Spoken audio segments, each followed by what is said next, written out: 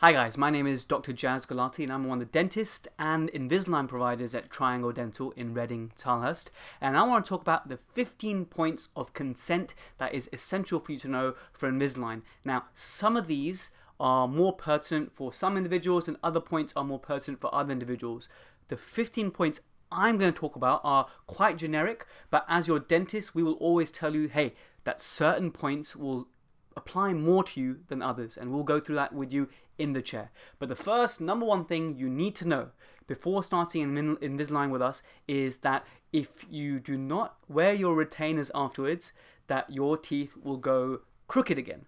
So essentially, retainers are so important. So before you start any type of orthodontics, whether it's train track braces, Invisalign, anything, you need to know that if you don't wear retainers, the teeth will go back to the way they used to be, i.e. misaligned.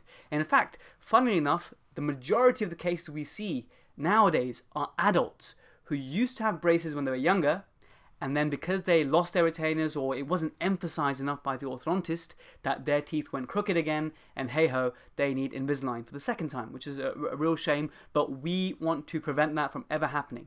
Therefore, we will talk to you about the importance of retention. And one of the ways that we can do that is after your treatment, if you're suitable, you can have something called like a wire retainer glued behind your teeth, or the alternative is the clear one. And sometimes we like belts and braces approach and we give you both. And it really depends on your individual case.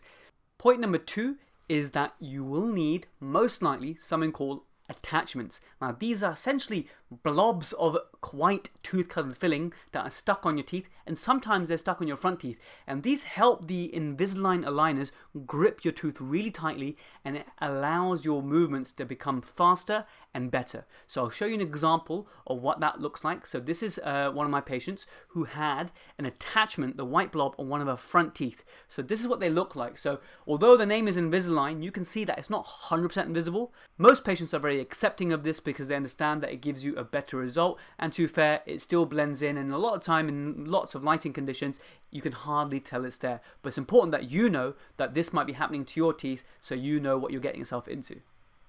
Number 3, interproximal reduction. What this means is that if your teeth are crooked and there's no space for them, how can we actually make the space to get your teeth aligned again?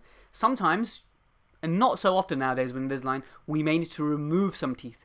But in most cases, we don't need to do that because the crowding can be improved by just something called stripping. So it's gentle polishing and stripping of your teeth. Sometimes we use certain soft drills to do this, and it's done in a very gentle motion with water, and often this is all you need to get straight teeth. So for example, I'll show you an image. So if your plan looks like this, the numbers by the teeth in between the teeth mean how much in millimeters we need to remove between your teeth. And actually numbers like 0.3, 0.5 is hardly anything, because actually 0.25 millimeters between each surface. So we do this by stripping and polishing, and this is what's going to give us the space to get your teeth aligned. So that's what that is, and it's important that you know how we're going to get your teeth straight. Number 4, root resorption. The easiest way to think about it is this, that often our teeth have got roots which have got a little point at the end. But while we straighten your teeth, and the teeth have to move through your bone, because that's what they have to do, right? It's like a tree. If you move a tree, then the roots also have to move along, right? So now that your teeth are moving, the root of the tooth is also moving. And as it moves, your pointy root may become a slightly blunted root. And this has no negative long-term effects for most people. The only exception is that if you've had a bash on your front tooth before and therefore it's damaged, and if you're moving a damaged root, there is a little bit more risk. So we will always speak to you individually about that kind of risk. Number 5, do you remember that animation we showed you of your teeth and what it's going to look like after you're done? And we said to you, hey, this might take 6 months, might take 12 months, this might take 18 months, whatever we told you. Just remember that these are based on averages, and no one is really a true average. So sometimes when we say something will take 9 months, it might take 6 months, it might take 12 months. So it really depends on your biology and how fast teeth move in you as an individual, as well as how good you are at wearing them. So just remember that the times that we give you are based on averages. Number 6, now we will tell you if you are one of these patients who are highly likely to have this, but whenever you've got a tooth that's crossed over like so, The gum is also squashed. And when you get the teeth straight again, you end up with something called black triangles. Let me show you what this looks like. So this is an example of someone with a black triangle and something that we did with some treatment afterwards to fill in these black triangles. And these form because people tend to have triangular shaped teeth. And when you straighten them from their initial crooked position, now these gaps appear because the gum is just not there. But by adding some fillings afterwards, which might be necessary, or sometimes by doing that polishing between the teeth that we spoke about earlier, we can hopefully make a situation where you don't need the fillings. And this is something that we will discuss with you on an individual basis. But remember that black triangles are just part of getting your teeth straight, that the gum often does not form. And we will discuss that with you in person for your individual risk. And quite often this affects the front teeth. Number 7, sometimes when we straighten your teeth, once your teeth are straight, that doesn't mean you have a fantastic smile. There's more to a great smile than just having straight teeth. Now let me give you an example. This is someone who at the top photo has had their teeth straightened, but can you see that they've got naturally quite small teeth? Nature has given them very tiny peg-shaped teeth. So what we had to do was build it up with something called composite filling, which is like an invisible filling material, and then we were able to get a nice smile we're both proud of by filling in the gaps. So remember that there's more to a smile than just straight teeth, and this is something that we would discuss with you as an additional procedure you might need to get where you want to be. And sometimes you're lucky and you don't need any of this, but remember that sometimes we have to reshape or add to teeth. Number 8. Do you remember how many hours per day you actually need to wear your Invisalign aligners for? Well done. It's 22 hours, okay? And this is super important because if you are not so great at it, if you wear it for 19 hours, for example, and it's out of your mouth for too long, it's just not going to be effective. All the research shows that the more you head towards 22 hours, the better. So essentially, the only time you should remove your aligners is when you're eating and when you're cleaning your aligners. But all of the times, they should be inside. Number 9. Now, just like some of those photos that I showed you already, sometimes we use our photos for marketing and education purposes, and we need your permission to do this. So we're letting you know that sometimes we use these photos, and if you are not happy with this, please let us know. And if you ever use a full face photo, we will always ask your permission first. But a lot of these other photos of your teeth only, we tend to use them for education and marketing. So this is something that we would like you to know.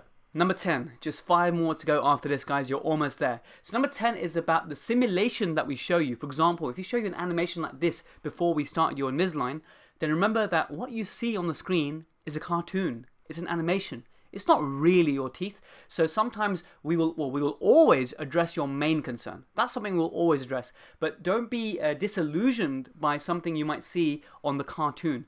Remember, our aim, you and I, our mutual aim is to get you a good smile we're both proud of and a good functioning bite. So quite often what you see on the animation is not 100% where we want to be, but it's a good, helpful guide. Number 11 is really easy. You need to maintain really good oral hygiene at home. That means really good brushing, flossing. It's important because if you're wearing these aligners all the time, then it could be harboring plaque. So your oral hygiene needs to be excellent. Now, unlike metal or ceramic train track braces, you're much more likely to get something called white spots on your teeth.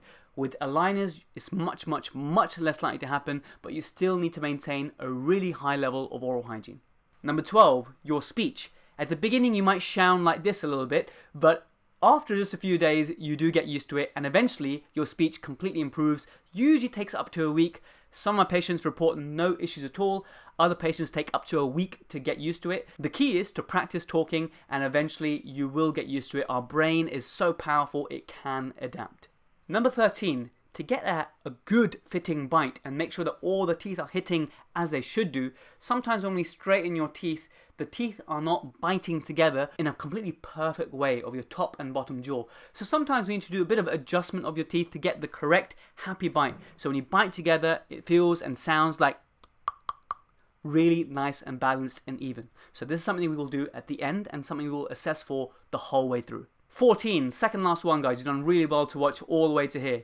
It's about cleaning your aligners. Of course, we'll teach you how to do it with a soft brush, but just remember that often, along with the cleaning crystals, you can use these little tablets, like for example, Retainer Bright is a popular brand, and you just pop a little tablet inside a glass of water, put your aligners in, and while you're brushing, your aligners could be freshening up, and therefore they smell better, they look better, but just remember not to use hot water. You shouldn't be using boiling hot water, because it can warp the plastic. And 15, last but not least, hey, if there's any part of the treatment that you're confused about, or if you feel something's not looking or fitting right, we're always here for you. We want you to get a fantastic result. So please tell us if you are unsure about any aspect of your treatment, because sometimes we can nip issues, small issues in the bud that will mean that it doesn't slow down your progress. So we're never, ever, ever going to discourage you from contacting us with even small issues, because we're here to help.